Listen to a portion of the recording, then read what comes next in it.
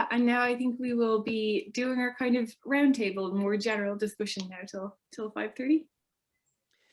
Yes, so kind of as was flagged up, we thought we would lead just right into kind of a more open way to close the conference, ultimately.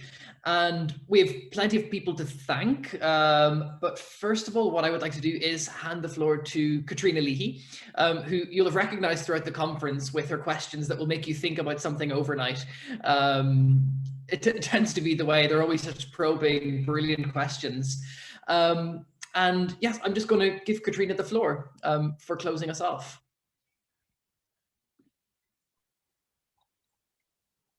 You're setting me up for a terrible fall, Tom, I'm afraid. So my head is so fried after all that I've listened to for the past 2 days. It's just been so rich and so diverse, and just the kind of multiplicity of perspectives and angles. It's really it's been very, very stimulating, and I have to confess that when Tom talked about doing a kind of a roundup at the end of the conference, you know, I thought, yeah, I can do that. That's no problem. You know, I'll sort of draw a path, you know, around between the papers, and I'll present a little map at the end of it. And I should have known that that was an aspiration that was doomed to failure at the very latest, at the point where Tom started off the conference by showing us the mathematical conundrum about the bridges over the flipping river in Königsberg. And he gave us the sort of spoiler alert by telling us that there was no solution. So I should have realized at that stage that my idea that I would go over every bridge only once and I would tie them all up with a bow at the end, that was just doomed to failure. And so it was. So instead of doing a sort of a path, then a kind of a walking tour of the conference, going over every bridge, touching the ground once in every place, but no more than once, I then lurched to another model of how this might be done, and you know, like all good things in life, this is stolen or borrowed, but it's also the person who gave it to us, Conor Brennan at the conference, also stole it from somebody else. And I'm fairly sure that Ursula Le Guin probably stole it too. And so I'm talking about the plastic bag model. And I thought, okay, so I'll do a plastic bag sum up of the conference. So I'm gonna throw things that are maybe have something in common with one another, or maybe not, into either one bag or 3 different plastic bags. And at some point in the proceedings, the content is going to get too heavy for the plastic bag. And we've all been there in the car park of the supermarket when the contents break the bag and your oranges roll out over the ground. So that's what's going to happen here. It's not going to be a walking tour of bridges. It's going to be oranges rolling around the car park. And then I'll just stop, you know, at the sight of all these things flowing in different directions. Okay. Let's follow Niamh Campbell and her wonderful her wonderful talk, and think about titles. So you know, we all came to this conference reading first the title, Out of Bounds: An Exploration of Boundaries in Crisis. And the great thing about this title was that it both kind of included us all and made us feel part of something, but it also seemed to kind of put a put a ring around us, as bands do. So it appealed to people in lots of different places, coming from lots of different perspectives, but it also told us that we had something in common with one another. So it was when you're out of bounds, you're both confined, or there's a kind of an invocation of confinement, of togetherness, but also a kind of there's also a freedom element to it, I think. And then there was this the boundaries in crisis, and that came to play a particular kind of role, I think. But it was this initial kind of richness of the term, bands and boundaries, that attracted us. That it could be both kind of physical. We could be talking about borders, but not necessarily. It could also be metaphysical. It was both suggesting openness and invitation, but it was reaching into different disciplines separated from one another. But I think the first thing that we have to do when we want to talk about borders in any shape or form, or maybe a thing that we feel we have responsibility to do, and that was I'm also really just this Yeats quotations in dreams begin responsibility from Neve, I think is also something that would allow us to think through some of the questions that we've had here. But our responsibility to borders, I think, begins by talking not about the esoteric or the metaphysical or the aesthetic, but to start on the ground, to pay tribute to or to respond to the lived experience of people at borders. So we talked a lot about migrants, of transgressives, of illegals. So we were talking about, we had all sorts of different examples of this: Northeast India, Pakistan, the Mediterranean, Mexico, US. We were at borders, at different borders in space and time, in geography, in history, repeatedly throughout this conference. So those borders are about history, they're about geography, they're about politics. They're always anchored in a politics. But there were also borders that seemed to not survive very long in just the domain of geography and history and politics, because we actually can't think of any of those terms without coming back from there into speaking about different kinds of borders like the borders of gender, the borders of religion.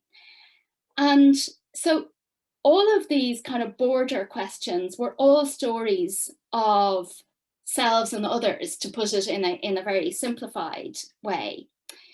But we saw very quickly that in order to tell these stories, we here at the conference were speaking different languages: the language of literature, the language of visual art, the language of psychoanalysis, of trauma, the language of law, the language of medicine, of psychology. We had Jung, we had brain health, we had dementia, we had neurosciences, we had repeatedly different accounts of trauma. But in those accounts, we were also crossing back and forth across the borders of kind of genre. So we didn't just have real historical people at real political geographical borders excluded for real political, maybe gendered reasons. We also had the versions of that get depicted in literature. So we were also talking about Medea in these kinds of terms. So Medea was teaching us about history, but the real life experience, the lived experience of real people, were helping us to think about Medea, to use her as an example, differently. And then unsurprisingly, we also had those kind of the sort of interstitial genres as well of, you know, the autobiographical novel. So where the real and the unreal were crossing into one another almost involuntarily. And the fact that we needed all of these languages told us something, I think, about the nature of border experience itself, but it also told us something about the role of response in relation to that experience. And response, and again, I'm thinking Yeats's responsibility in Dreams Begin, responsibility, response and responsibility belong together. And this was made really explicit in Kim's paper yesterday with you know, the art exhibition, but the responses of the visitors to the exhibition becoming part of the thing itself, so that the border experience itself sort of rolls down through its visitors or rolls out through its readers and becomes a bigger and bigger thing as it becomes mediated through responses to itself. And let's not forget that we are the responders here. We are the literary critics. We are the people who watch the news and see the borders at the people at borders. We are, you know, we are giving responses in so many different ways across those genres. So even though I said I was going to start at material and you know, the kind of the sort of ethical debt that we have to start where borders are most important with real life experience, you come away from that, I think, very quickly, and you move on to this other big domain, not outside the world, at those borders out there, but the extent to which we kept finding ourselves talking about internal borders as well. It was like, in order to understand those outside border places, we had to come to terms with our internal borders, because borders define us not just in external ways in terms of our nationhood, in terms of, you know, what the law says, in terms of politics and geography and citizenship and all of that, but we are also defined internally by our borders. We're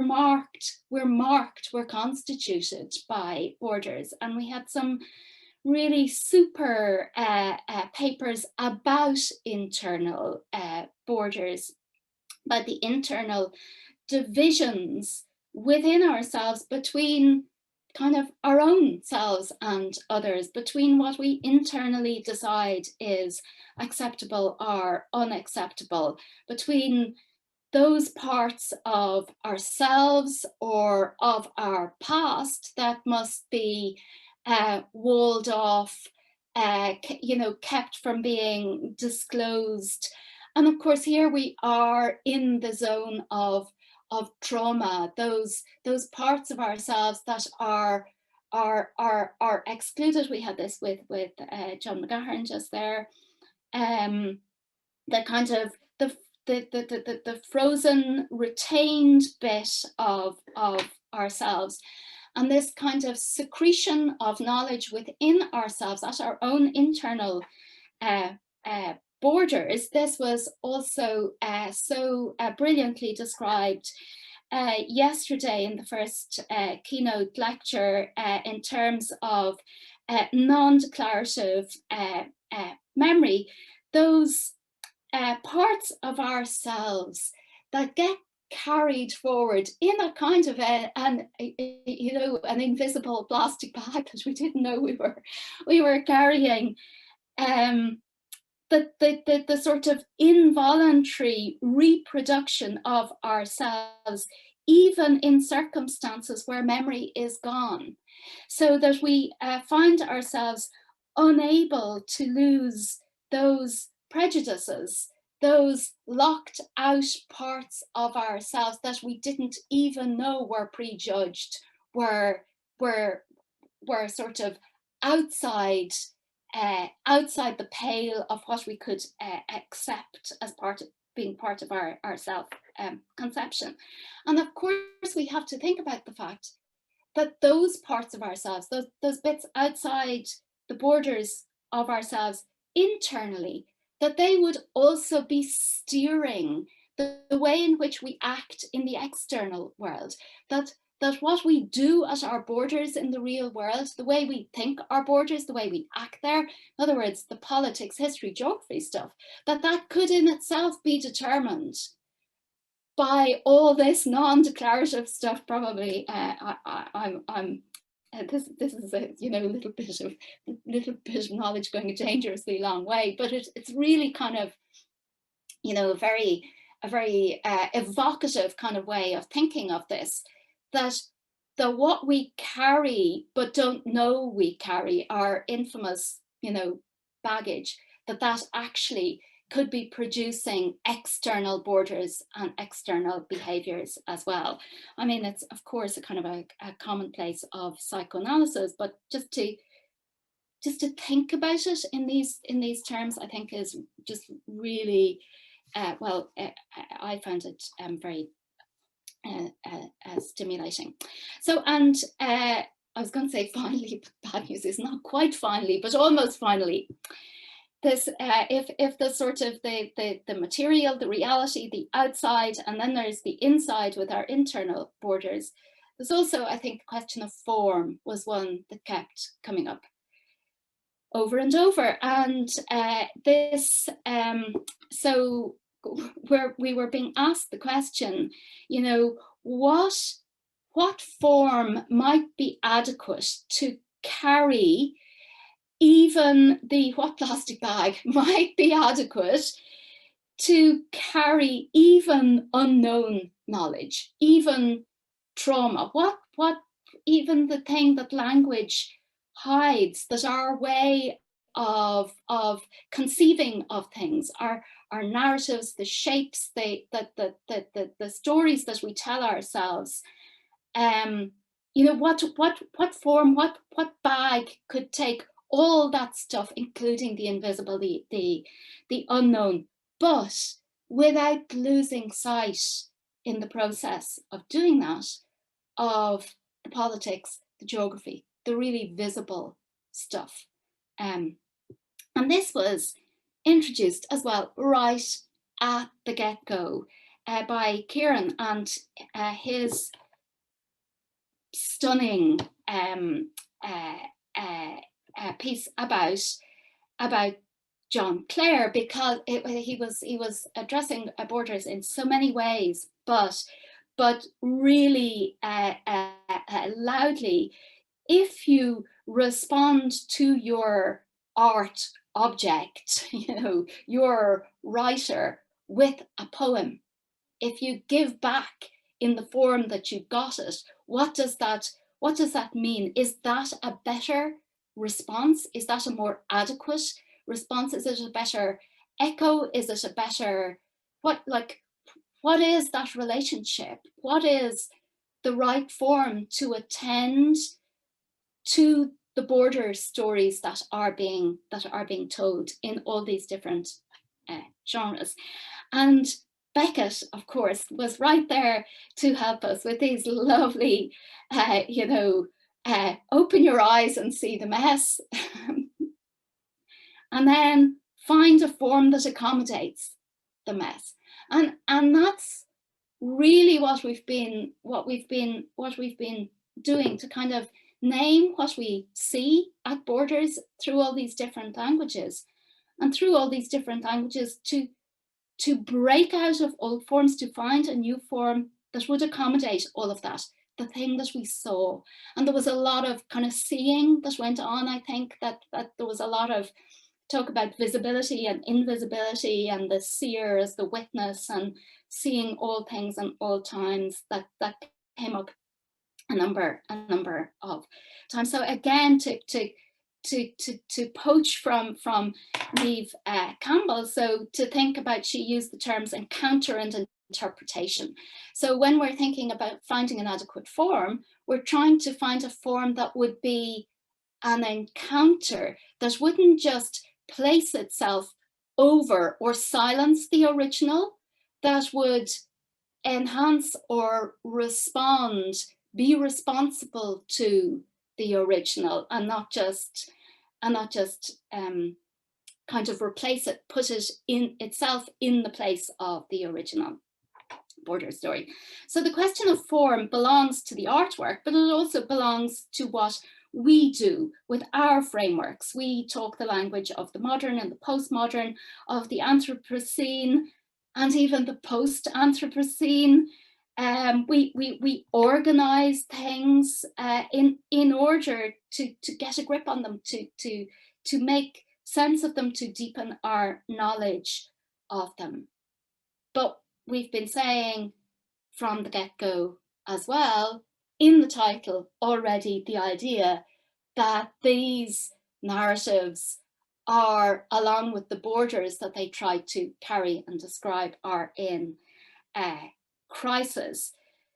But even that, we say, well, we can get outside of that, because we put crisis itself into a kind of a temporality of pre-crisis, crisis, post-crisis. We were earlier this afternoon thinking about where we, the animals were, already in the post-apocalyptic zone, but were we, especially, here is the last thing, here we are, COVID, mid-COVID, after COVID, pre-COVID, as we try to figure out where we are in our very own crisis. And it is, of course, no accident at all that there was so much COVID here for many different reasons. And I think just maybe two places to mention where it was coming up also earlier this afternoon, the suggestion that COVID had kind of made visible the sort of the logic of the way we live. So the bones of the house became visible. There's mixed metaphors going terribly awry, but that COVID kind of clarified the logic of our way of life. So it made things visible to us that maybe weren't visible before. And this was kind of similar to what was in the background of Natalia speaking about Hannah Arendt yesterday, that isolation makes things clear. And that there is a politics to isolation as well. So COVID gives us this kind of clearer sight, which is a clarification, a better seeing. So it's knowledge, but it's also eyesight, a heightened sense of how borders work, those outside borders, because suddenly our outside borders were in front of our own noses, but also our inside borders, the internal borders of what we could withstand, how we defined ourselves, what we fell back on, what we couldn't cope with. And all the time carrying Arendt's reminder that there's a politics to that, that there's a politics of border, no border, a politics of being apart from one another or together. So let me really finish now by just coming back one more time to the title, and that's this: the bounds of the title, out of bounds, also suggests leaps and bounds. So a bound is a jump, it's an escape, and it's a happy kind of a jump, I think. if you're bounding forward, there's a certain joy, a certain happy, maybe this happy to the sort of movement forward that is in out of bounds in this moment. So what are we leaping over? What are the sort of lurches out of form, out of the restrictions of confinement and enclosure that that characterize borders in one sense? So to what extent has the conference showed us some glimpses of leaping over or overcoming kind of lurches into the utopian? And I think there were plenty of these. There was, I mean, the word utopian came up repeatedly, and also the word even messianic. And I think that's maybe to finish on a happy note, where I would hope to hear more from people about those jumps forward. Whether, you know, what is the bound that gets us out of the things that we don't like about this? Laughter, maybe. Just giving expression to what is confined, giving voice to things that are lost or silent, finding a form, finding different pronouns, and coming back possibly, I think, to the idea that borders maybe we should think of as being less about position, particularly in a world where what happens at the border might be moving back into the border region, where there is, you know, the surveillance moves from just the guard post on the border and back into a kind of a way of being around the border, and that might extend back further. So that as the borders dissipate, but also begin to become invisible and everywhere, how we would find a way of expressing still the danger of that, and of finding forms that would express the fact that we see that we see the surveillance of ourselves, that we see the dangers of that kind of that version of the dissolution of borders. So so it's not just about the position of the border. I think it's about our disposition in relation to the border. And I love this idea of tenderness. It has a slightly iffy feel to it because it reminds us of Heidegger's care, but of course tender is something that is tender has a kind of a vulnerability. It's not just that you are tender, an attitude to something else, that you treat something responsibly, ethically, hearing it, seeing it, giving it voice, but also that you are yourself tender. In that case, you might be kind of tasty, but you might be vulnerable as well. You're not hard. And I think that sort of softness, this thinking of disposition and attitude as sort of the next place to go from just the positionality of borders and the kind of hard truths that they define and demand adherence to. So finally, how would we do that without falling back into the old idea that we might, you know, just all be tender to one another, we might just all commune with nature, we might know all things from all positions, and miss the dangers of the idea that all things are connected in a kind of a loving embrace. So and that's where all of my oranges are splattered on the Charm Academy in the car park, and that's my version of this amazing conference. Sorry for going on for so long. Oh my goodness. Katrina, no one could have done that any better, I think. I think you said that we set a high standard, but that was just, you know, looking down on it from above. Thank you so much. And I can't think of a nicer way to kind of wrap up these 2 days. It's been absolutely amazing. I would just like to briefly invite anyone, if anyone wants to say anything at all or has any lingering thoughts or questions, feel free to do so. You can pop into the chat or also raise your hand. But while that's going on, I think Alicia and I would probably just have a few people to thank ultimately. So I was so excited for Katrina's roundup that I forgot to properly introduce Katrina, who is an assistant professor at the Department of Germanic Studies at Trinity College Dublin. But it has to be done, even so a retrospective introduction.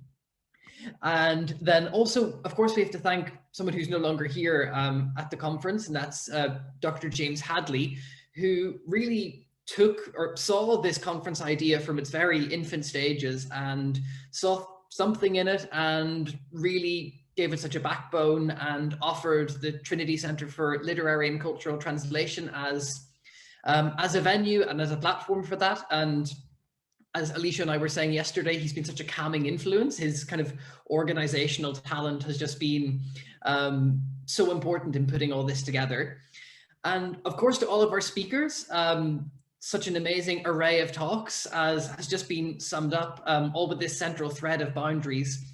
And just a few notes to thank you for your swift and responsive communication throughout the months leading up to this. It's been so helpful in putting together this kind of a program, that you've all been so responsive, and also for sticking to things like the timings. It really made the job for the chairs so much easier, I know that much. And for the chairs themselves, thank you for all of those who stepped in, aside from myself and Alicia there. So that's Connor, Sahar and Callum, who took on their own panels. And I know from watching them, it made these brilliant panels all the better for having such a competent chairperson to guide the conversation. And of course, to our two brilliant keynotes that capped off each of the days, they were just so amazing at capturing all of the threads that had been thrown up before and really setting the pace for the rest of the event. Thank you so much. And of course, to all of our audience members who have stuck with this the whole time. I can see some names even for people who were here from the very beginning and are here right at the end. Thank you for sticking with us. It's been an absolute delight. And I'm sure Alicia would like to say something as well. Thank you so much also everybody who did their part to like publicize the event, like liking tweets, sharing tweets. Thanks so much just to everyone. I know you've said it, Tom, but everybody for attending and for contributing and just for such interesting discussions. We'll keep you updated if there are any further developments. But yeah, basically stay tuned in that regard. And thank you so much, Katrina, for such a lovely way of just rounding this up. Thank you all.